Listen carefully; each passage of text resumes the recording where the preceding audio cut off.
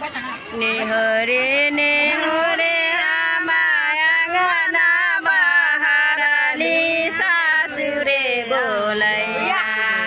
बेटा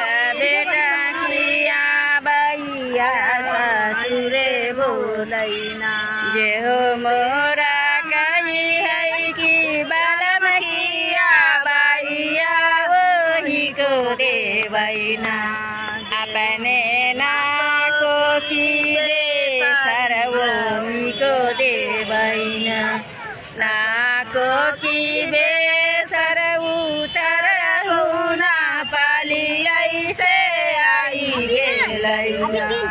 छोटी ननदो के भैया से आई गेलैना छोटी ननदो का भैया से आई गेलैना।